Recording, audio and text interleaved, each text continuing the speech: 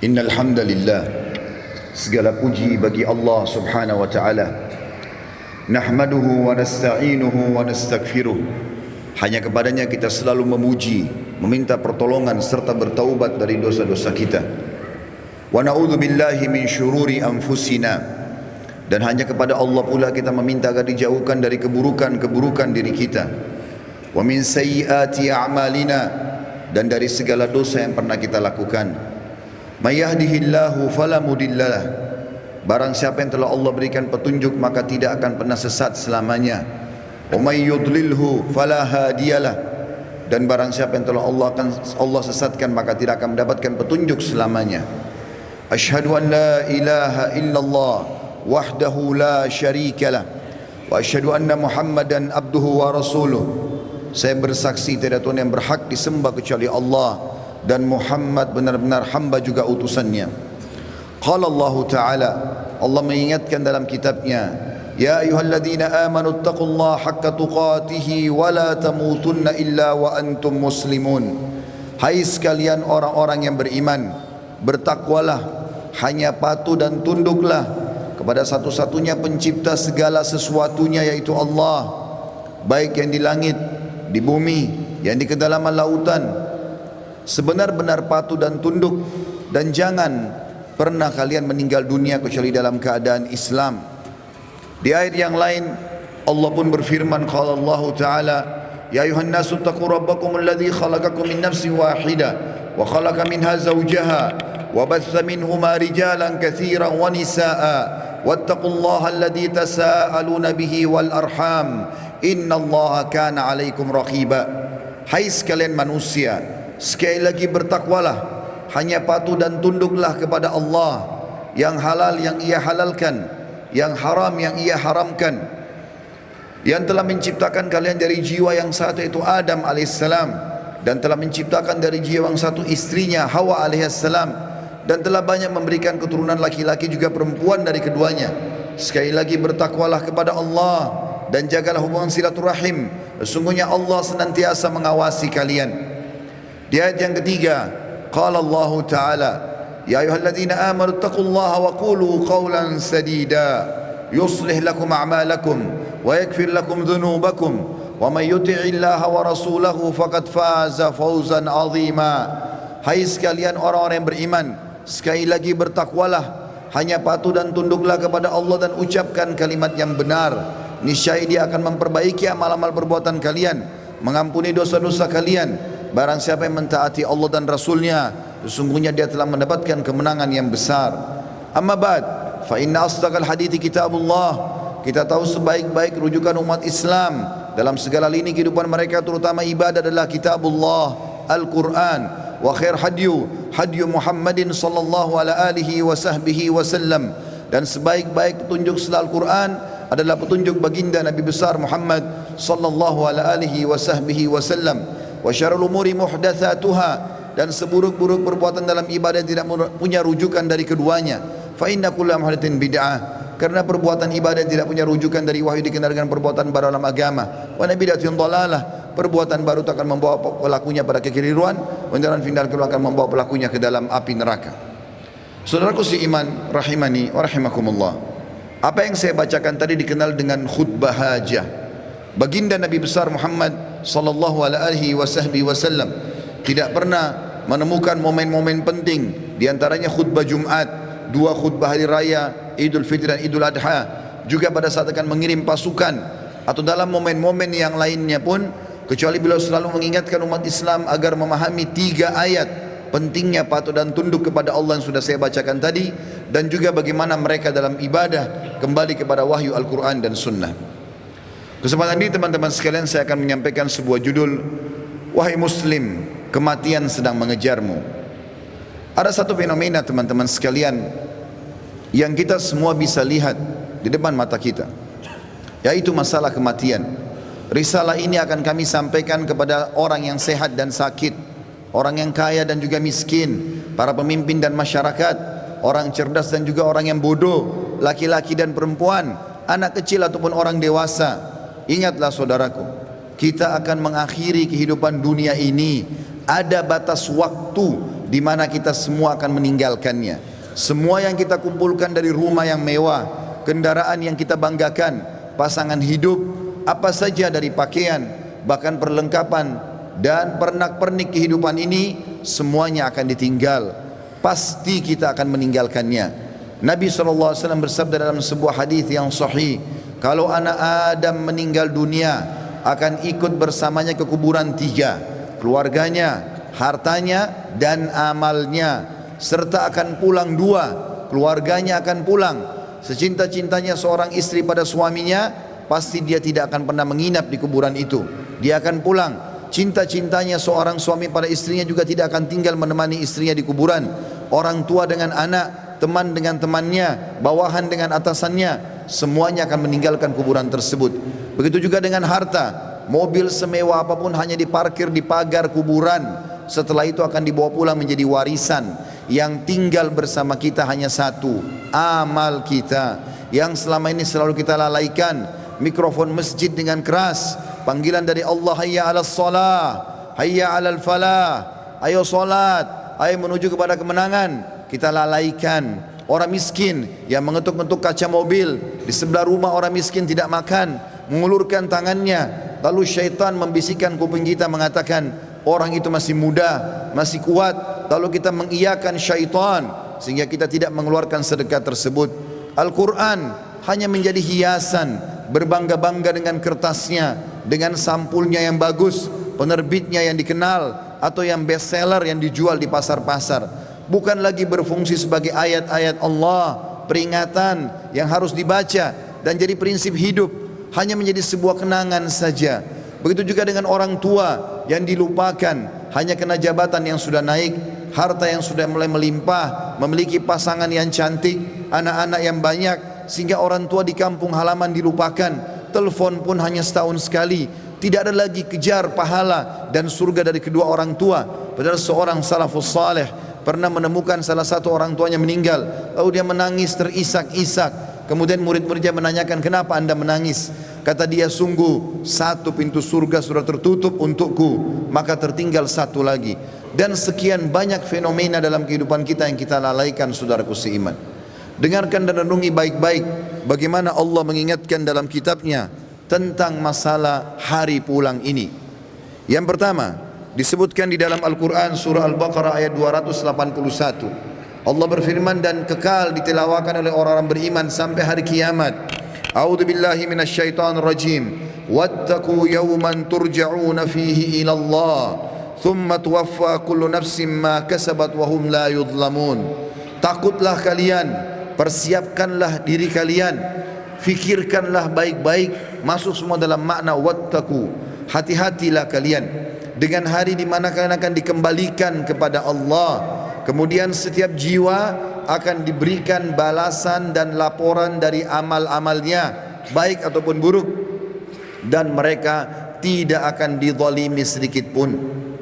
Kalau hari ini teman-teman kita melihat seseorang kerabat kita, teman sejawat kita, partner bisnis kita dibungkus dengan kain kafan dan meninggal, dan kita mengantar ke kuburan sebagaimana mungkin itu sudah pernah kita lakukan, maka satu waktu nanti kita yang akan diantar.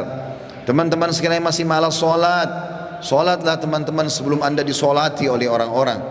Banyak orang meninggalkan saf pertama masjid, padahal itu keutamanya sangat besar, tapi dia menunggu dia akan disolati di saf pertama pada saat meninggal dunia. Ini kerugian, penyesalan akan datang terakhir, saudaraku seiman. Dalam ayat lain Allah berfirman dalam surah Al-Baqarah ayat 48, A'udzu billahi minasyaitonir rajim. Wattaqu yawman la tajzi nafsun an nafsin syai'a wa la yaqbalu minha syafa'atun wa la yu'khadhu minha 'adlun wa la hum yunsarun. Hati-hatilah kalian, perhatikan baik-baik, renungi baik-baik, kata Allah, hari di mana tidak ada lagi jiwa bisa membantu jiwa yang lain, dan tidak akan diterima lagi rekomendasi-rekomendasi, pertolongan-pertolongan, dan juga tidak akan pernah ada yang bisa memenangkan. Di dalam ayat yang lain juga Allah mengingatkan surah Luqman, surah nomor 31 dalam Al-Quran ayat 33. A'udzu billahi minasyaitonir rajim. Ya ayyuhan nas, ya ayyuhan nas ittaqu rabbakum wakhshaw yawman la yajzi walidun an waladi wala mauludun huwa jazin an walidihi syai'a inna wa'dallahi haqqo fala taghurrannakumul hayatud dunya wala yaghurrannakum billahil garur. Artinya, hai sekalian manusia, wahai manusia, Allah panggil, dan saya ingatkan lagi di atas mimbar ini, Allah memanggil semua kita tanpa mengenal sukunya, bangsanya, jabatannya, status sosialnya, ataupun laki-laki dan perempuan, muda ataupun tua. Allah mengatakan, wahai manusia, takutlah kalian kepada Tuhan kalian dan khawatirlah terhadap hari di mana tidak akan ada lagi pertolongan, tidak ada orang tua bisa menolong anaknya, dan tidak lagi anak-anak bisa menolong orang tuanya. Sesungguhnya janji Allah pasti benar. Jangan kehidupan dunia melalaikan kalian, dan jangan sampai kalian terlalaikan. Allah subhanahu wa ta'ala mengingatkan di ayat yang lain, surah Al-Muzammil, surah nomor 39 ayat 17 sampai 19. Allah berfirman, a'udzubillahi minasyaitonir rajim. Fa kaifa tattaquna in kafartum yawman yaj'alul wildanu shiba. Bagaimana kalian bisa memungkiri hari di mana anak kecil pun bisa menjadi tua tiba-tiba? As-sama'u munfatirum bih, pada hari kiamat nanti maka langit-langit pun akan pecah. Kana wa'duhu maf'ula, dan itu janji Allah pasti akan terjadi. Inna hadhihi tadhkirah, ini adalah peringatan yang sangat bermanfaat. Faman syaa'a attakhadha ila rabbih sabila, siapa yang berakal maka dia segera mengambil jalan menuju ke Tuhannya. Saudaraku seiman, ada seorang soleh dulu kaya raya di zaman tabi'in di Irak. Dia lagi duduk di kebun kurmanya. Orang ini kebetulan sering ibadah, rajin sekali ibadah. Satu waktu dia pernah lalai beribadah. Ada beberapa waktu dari amal-amal sunnah yang dia tinggalkan, bukan amal wajib. Lalu kemudian di kebun kurmanya dia duduk, dan sering kali dalam beberapa hari di mana dia lalai itu, dia menyuruh pegawainya memetik kurma-kurma yang masih segar, ditaruh di depannya, lalu dia menyuruh semuanya bubar untuk dia nikmati sendiri kurma itu. Pada saat, dan kebunnya ini ditutup dengan pagar yang sangat tinggi, tidak ada yang bisa masuk, penjaga kalian yang sangat ketat. Maka pada saat dia lagi duduk menikmati kurma tersebut, tiba-tiba di depannya semak belukar ya bergerak seakan-akan ada orang. Maka dia sambil marah mengatakan, siapa kamu? Begitu beraninya kamu masuk ke dalam kebunku tanpa izin. Maka tiba-tiba keluar dari semak belukar tersebut orang yang dia tidak kenal. Lalu orang itu mengatakan, sesungguhnya aku adalah sosok yang tidak butuh izin untuk datang ke tempat siapapun. Aku sosok yang selalu ditakuti oleh seluruh raja-raja dan orang-orang yang membongkok atau menyombongkan diri. Aku sosok yang selalu kalau datang tidak pernah terlambat dalam menyelesaikan urusanku. Maka tiba-tiba orang soleh dan kaya ini menundukkan matanya yang tadinya melotot karena merasa marah, tiba-tiba dia ketakutan. Lalu dia mengucapkan kalimat, apakah Allah masih memberikan aku kesempatan untuk kembali? Maka dia pun, orang itu pun mengatakan, masih ada beberapa waktu untukmu, maka bertaubatlah. Tiba-tiba orang itu menangis, kemudian dia angkat kepalanya, orang yang tadi menyampaikan berita itu sudah hilang. Teman-teman sekalian, kita tidak butuh menunggu kita sakit masuk ke ruangan ICU baru mati. Kita juga tidak butuh teman-teman sekalian untuk menjadi tua dan ubanan semua rambut kita baru kita meninggal dunia. Kita tidak butuh tiba-tiba teman-teman stroke ataupun tubuh kita melemah atau kulit kita keriput baru kita meninggal dunia. Berapa banyak anak kecil yang masih muda pada saat ajalnya datang semuanya meninggal dunia. Mati fenomena yang tidak bisa kita menghindar darinya. Perhatikan baik-baik, Allah berfirman di dalam surah Al-Imran, surah nomor 3 ayat 185. A'udzu billahi minasyaitonir rajim. Kullu nafsin dha'iqatul maut wa innama tuwaffawna ujurakum yaumal qiyamah. Wa man zuhziha 'anil nari wa udkhilal jannata faqad faz. Wa mal hayatud dunya illa mata'ul gurur. Semua yang bernyawa pasti merasakan kematian, dan mati adalah terlepasnya ruh dari jasad seseorang dan pindahnya dia ke alam abadi akhirat sana. Dan setiap jiwa akan diberikan balasan pada hari kiamat sesuai dengan amalnya. Maka siapa yang bisa diselamatkan pada hari kiamat dari api neraka, kemudian masuk ke dalam surga, sungguh dia telah beruntung. Ketahuilah, kehidupan dunia hanyalah kehidupan yang menipu belaka. Di dalam ayat lain, Allah mengingatkan juga dalam surah Al-Anbiya, wahai para olahragawan yang merasa badannya berotot, kuat, segar, atau orang-orang yang menjaga kesehatannya dengan vitamin yang mahal, tidak akan bermanfaat pada saat ajal datang. Wahai orang-orang yang merasa hartanya banyak, orang yang selalu memerintahkan banyak pegawainya, sadarlah teman-teman sekalian bahwasanya itu hanya sebentar. Semua ada pertanggungjawabannya. Allah mengingatkan dalam surah Al-Anbiya, surah nomor 21 ayat 35. A'udzubillahi minasyaitonir rajim. Kullu nafsin dha'iqatul maut wa nabluukum bisyarri wal khairi fitnah wa ilaina turja'un. Semua yang bernyawa pasti akan mati, dan kami menguji kalian dengan kebaikan dan keburukan sebagai fitnah, maka kalian harus tahu kalian akan dikembalikan kepada kami. Maksudnya kata ulama tafsir, kebaikan adalah dengan jabatan, dengan harta, dengan kelebihan paras wajah, fisik, pasangan hidup, keturunan yang banyak. Itu cobaan dari Allah subhanahu wa ta'ala. Bersyukur tidak, digunakan dalam ketaatan kepada Allah atau tidak, dia tunggangi enggak itu untuk panen pahala yang besar pada hari kiamat. Begitu juga kami uji kalian dengan keburukan. Keburukan juga datangnya penyakit, gangguan orang, semua melalui itu. Bersabar tidak, sehingga akhirnya mendapatkan pahala yang maksimal pada hari kiamat. Di dalam ayat lain surah Al-Ankabut, surah nomor 29 ayat 57 juga Allah berfirman, A'udzubillahi minasyaitonir rajim.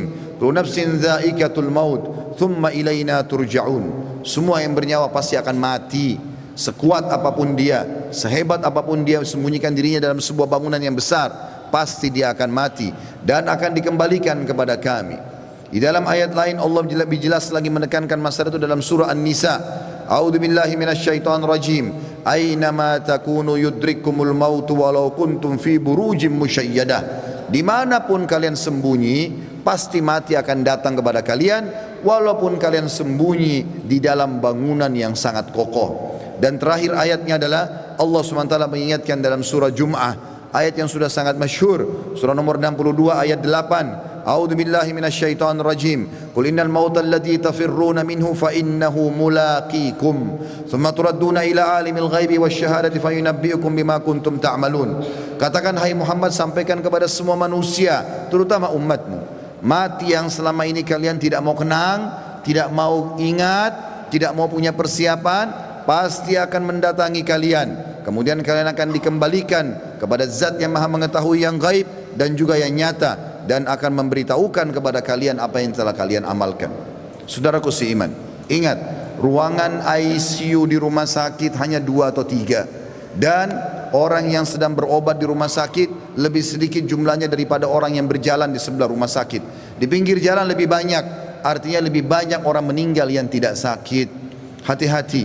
Berapa banyak orang yang muda, masih anak-anak sudah dipikul di geranda jenazah. Sadarlah teman-teman sekalian, mati ini kalau selalu dikenang, dia akan jadi pengontrol dalam kehidupan. Maka kita hanya selalu tahu yang kita nikmati yang halal, yang kita kerjakan yang diperintahkan oleh Sang Pencipta Allah, dan semua yang haram, bahkan yang makruh pun akan ditinggalkan. Mati adalah pengawas yang sangat baik. Makanya kata Nabi SAW dalam sebuah hadis, kafa bil mauti dzakira, cukuplah mati itu akan menjadi peringatan bagi orang-orang. Demikian juga kata Nabi SAW dalam hadis, mengingatkan kepada kita, melengkapkan ayat-ayat tadi yang saya bacakan. Di dalam sebuah hadis yang sahih kata Nabi SAW, akthiru dzikra hadimal ladzat, ingatlah selalu dan perbanyak ya mengingat sesuatu yang menghancurkan semua kenikmatan, yakni al-maut, atau itu adalah kematian. Fa innahu lam yadhkuruhu ahadun fi diqi minal aishi illa wassa'ahu alaih. Tidak ada orang yang mengingat mati pada saat dia sedang sempit kehidupannya, lagi ada masalah besar yang dia hadapi, kecuali akan melapangkan hidupnya. Oh, ternyata saya akan mati. Maka penyakitnya jadi ringan, utang-utang yang berat pun jadi ringan, dan dia berusaha untuk menyelesaikan sebelum mati menyambutnya. Wala dzakarahu fi sa'atin illa dayyakahu alaihi. Dan siapapun yang mengingat pada saat dia lagi lapang, maka dia pun akan berhati-hati menyempitkan semua celah-celah di mana dia bisa melakukan perbuatan yang haram.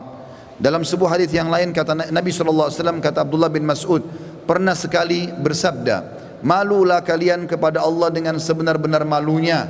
Kata Abdullah bin Mas'ud, kami malu kepada Allah ya Rasulullah. Kata Nabi SAW, bukan itu yang aku maksudkan, tetapi siapapun yang berusaha benar-benar menjaga kepalanya dan apa yang ada di isinya, dan juga perutnya dan apa yang akan dia masukkan, beserta juga menjaga lisannya dan meninggalkan perhiasan dunia ini, yang haram, yang tidak Allah halalkan, dia berusaha mencari yang haram, maka dia telah malu kepada Allah dengan sebenar-benarnya.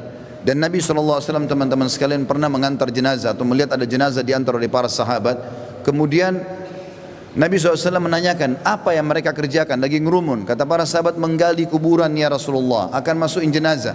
Maka kata para sahabat, tiba-tiba kami lihat Nabi SAW bersegera ke sana. Kemudian duduk di depan liang lahat tersebut, lalu meletakkan lutut beliau ke tanah. Lalu saya pun datang, kata Al-Bara' ibn Azib radhiyallahu anhu, perawi hadis ini, saya pun datang lalu menanyakan, kenapa ya Rasulullah? Maka saya melihat Nabi SAW tidak menjawab dan meneteskan air mata sampai tanah itu basah. Lalu beliau mengatakan, wahai saudara-saudaraku, untuk ini kalian harus punya persiapan. Hasan Basri rahimahullah, seorang ulama tabi'in, pernah mengantar jenazah. Lalu dia berzikir. Sambil berzikir, ada seorang anak muda di sebelahnya bertanya kepadanya, lagi ngantar jenazah, wahai imam, kalau imam itu kita kiai sekarang, wahai imam, kenapa anda berzikir? Sampaikan kepada saya, bukankah kita lagi ngantar jenazah? Kata beliau, wahai anak muda, berzikir ya, atau diamlah, karena sungguhnya yang sedang kita antar sudah tidak bisa berzikir lagi. Juga Uwais Al-Qarni pernah berkata, wahai penduduk Kufa, salah satu tabi'in yang masyhur, yang kata Nabi SAW, afdal tabi'in adalah Uwais Al-Qarni, seorang yang sangat saleh dan berbakti pada ibunya. Dia mengatakan, wahai penduduk Kufa, kota yang dia meninggal di sana, sesungguhnya kalau kamu sedang tidur, kamu sedang berbantalkan kematian. Oleh karena itu, kalau kamu masih sempat bangun, maka ketahuilah kau satu waktu tidak akan bangun lagi. Begitu juga dengan Al-Lubaydi.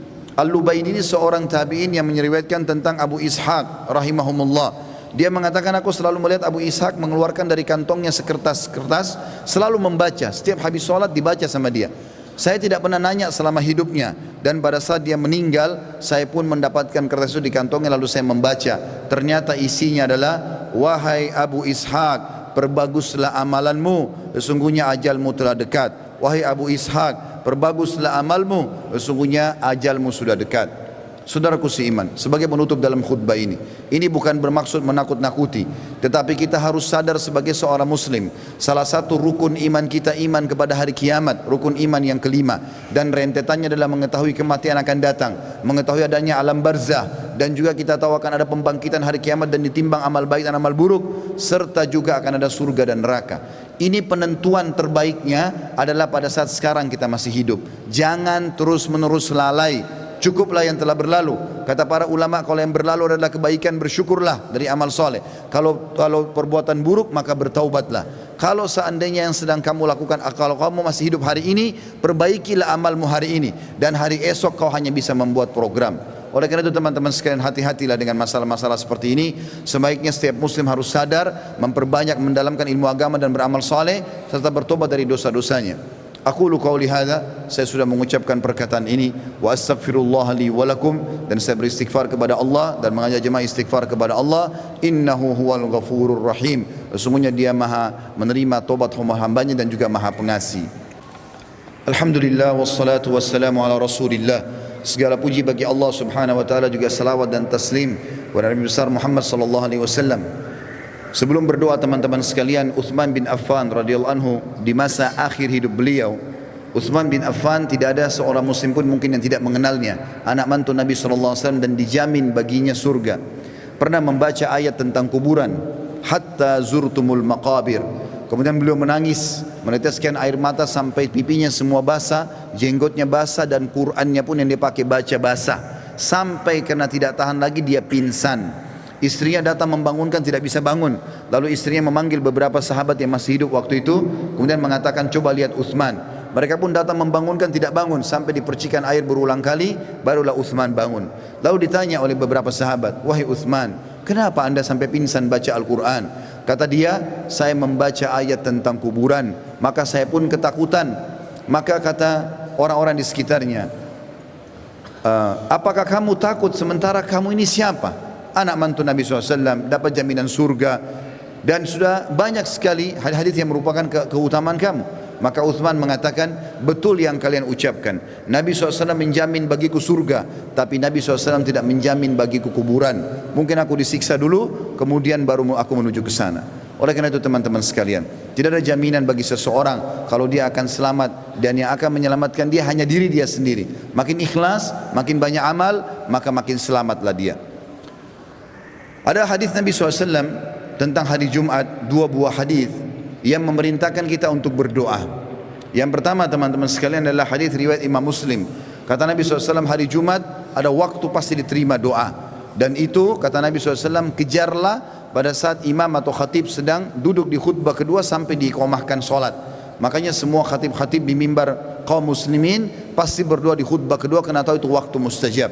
Dalam hadis yang lain riwayat An-Nasa'i, kata Nabi SAW, Jumat 12 waktu dari subuh sampai maghrib. Tidak ada seorang muslim yang berdoa di 12 waktu itu kecuali diijabah oleh Allah, dan perbanyak doa selepas asar sampai terbenam matahari. Maka jangan sia-siakan dua waktu ini. Sekarang kita hadirkan hati dan fikiran kita untuk berdoa kepada Allah Subhanahu wa taala, semoga Allah kabulkan. Dan sebentar selepas asar sampai menjelang maghrib, maka berdoalah dan sampaikan hajatmu hai saudaraku kepada Tuhanmu, karena Tuhanmu Maha Pengampun dan Maha penerima taubat hamba-hambanya. Alhamdulillahi Rabbil Alamin. Kami memuji-Mu ya Allah sebagaimana layak Kau dipuji sebagai pencipta.